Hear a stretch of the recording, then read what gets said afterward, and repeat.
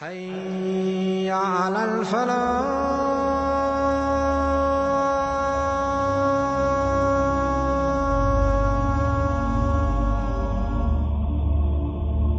The story of Musa and Al-Khidr alayhi salam. This story originates with Prophet Musa alayhi salam giving an amazing speech about Allah's creation and how Allah created the heavens and the earth and what the heavens look like.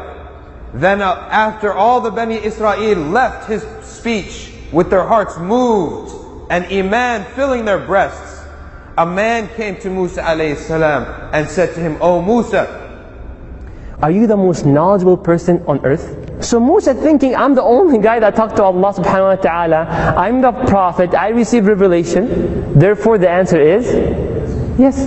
That's why he said exactly, I am the most knowledgeable person on earth. Allah subhanahu wa ta'ala reproached Musa alayhi salam, telling him that you should have not said that, you should have attributed the knowledge to Allah subhanahu wa ta'ala, and he should have said, Allahu a'lam. Musa alayhi salam was informed that there was a man more knowledgeable than him. And this man in the Quran is simply abd, a servant, a slave amongst our slaves. He's just a slave, but yet he has something that Musa doesn't have. Allah subhanahu wa ta'ala, as they were walking and he was traveling, he said, Moses, look at that bird. And he watched the bird. And he said, watch as the bird takes a drink from the ocean.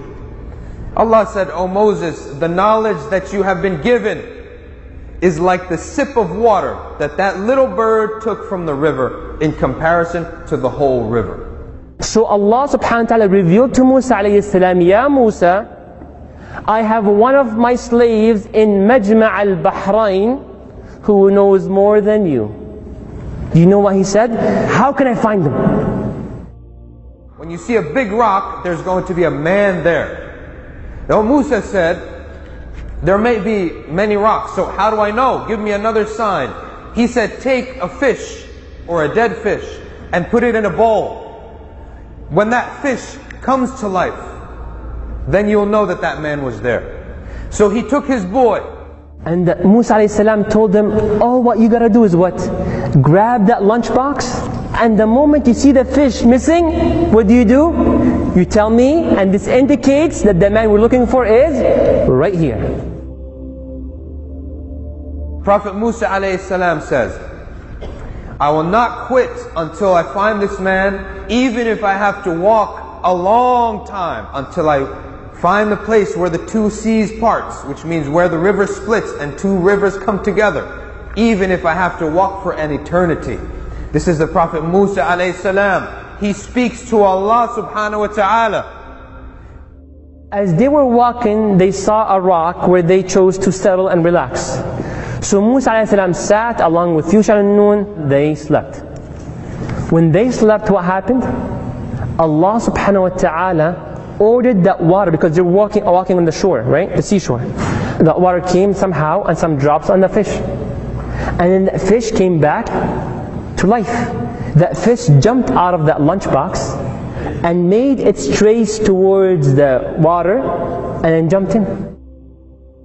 When they woke up, Musa alayhi salam walked along with Yusha bin Nun. And Yusha did not notice the fish was missing. They kept walking and walking all day until the night came, until they both slept, until they both woke up. And then he asked Yusha, get us some lunch. And then Yusha remembered the fish.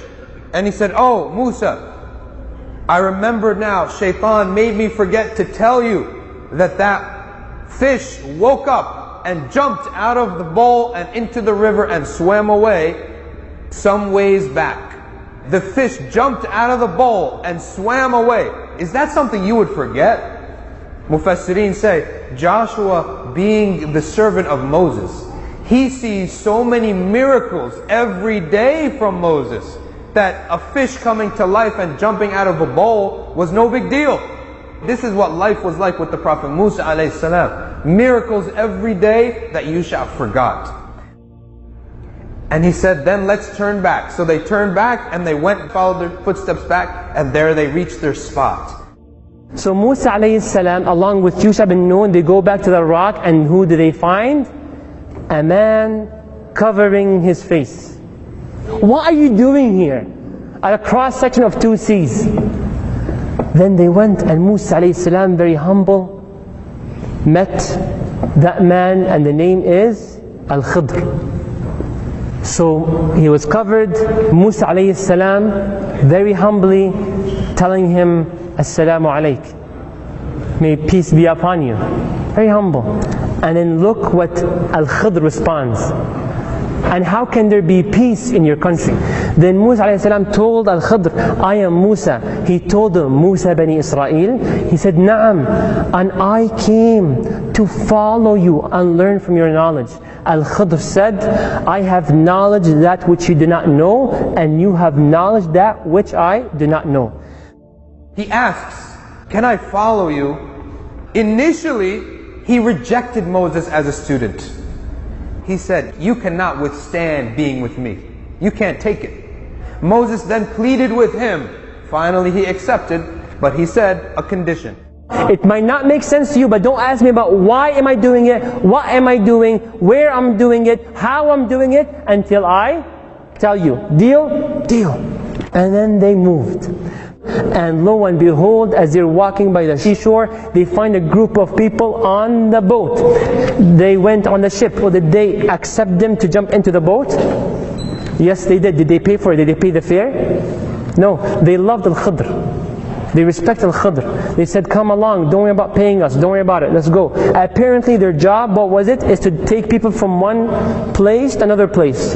Just transportation. And Al-Khidr didn't even pay to them. They said, we don't want any money from you. He broke the ship. Did you ruin it to make them drown? Then what did Al-Khidr say? Didn't I say you will not be patient?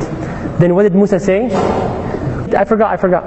And the Khidr did not stop, and they kept moving. They saw a young boy playing with other boys, playing around. The boy was here, grabbed a sword, chopped his head off. A young boy had his head chopped off in front of Musa alayhi salam. The boy was playing with other kids. What did Musa say? The first one, okay, evil, and I forgot, and I'll try my best. But the second one, he said, you killed an innocent soul that did not kill anyone else. You have no justification to what you've done, killing that boy. What did he say? Didn't I tell you that you will not be able to be patient? Did he give him another chance? He does, the third time. Now they were going, they were starving all day long in the ocean, and then they saw that boy that got killed, and now they're very hungry, they're starving. They go into an entire village where they're all stingy, knocking on their doors, telling them, you have any food? No one giving them anything to eat. Nothing. Then Al-Khidr, as he was walking, he noticed there's a wall. Khidr said, let's go, let's do this. Do what? Let's fix the wall. Fix the wall, okay. Fix the wall, okay, straighten it up. Nice, straight, perpendicular, beautiful, perfect, solid, nice. Musa is like, are you serious? They all refused to give us food, and you built an entire wall, reconstructed a wall for them? You could have asked them for money. You could have asked them for food. You've done a job. What did Al-Khidr say? Tell you now, explain to you the things that you were not been able to be patient about. The first thing, he destroyed the ship. Why? Al-Khidr said, Allah informed him that a king was coming and taking all good ships. So I broke this ship so the king won't take it. So what is this lesson? Very quickly. It is good coming out of evil. It is also a minor evil putting out a worse evil. So what would you rather? A hole in your ship, or your whole ship is stolen? He killed a boy.